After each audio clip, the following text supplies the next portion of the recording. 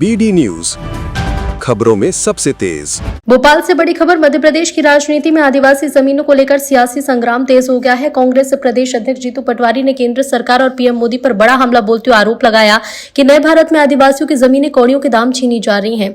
बयान के बाद प्रदेश की राजनीति गर्मा गई है। कांग्रेस इसे आदिवासी अधिकार और जल जंगल जमीन पर सीधा हमला बता रही है, जबकि बीजेपी का कहना है कि विकास, उद्योग और निवेश के लिए भूमि अधिग्रहण जरूरी है। सबसे बड़ा सवाल है कि क्या विकास की दौड़ में आदिवासी समाज पहचान और जमीन खो देगा, या फिर ये मुद्दा आने वाले चुनाव में सरकार के लिए बड़ा सरदर्द बनेगा।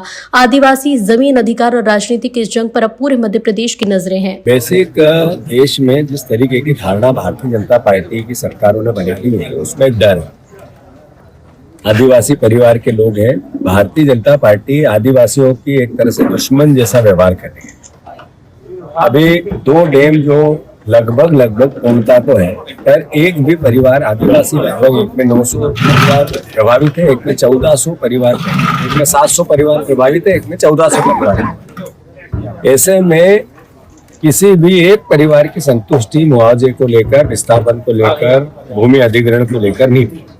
प्रशासन जब वो आवाज उठाता है तो प्रशासन जिस तरीके का रवैया हठधर्मिता का अपनाता है, ये देश की सरकार नहीं कर सकती, अंग्रेज की सरकार कर सकती।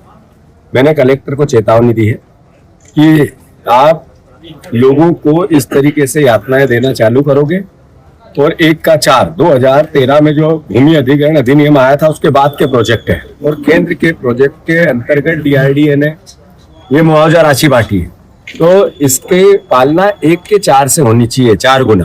ये अगर नहीं करोगे तो ये अन्याय है। और जो 1 लाख रुपया, 50,000 रुपया, 1.5 लाख रुपया, 2 लाख रुपया मुआवजा अपने घरों के दिए, 5 लाख तक भी दिए, तो आज की स्थिति में घर बनाने की स्थिति 5 लाख में तो नहीं हो सकती। तो बेसिक फिर से मूल्यांकन करो, शासन को प्रस्ताव पहुंचाओ, जब तक किसी को यातना नहीं दोगे तो हम खड़े हैं।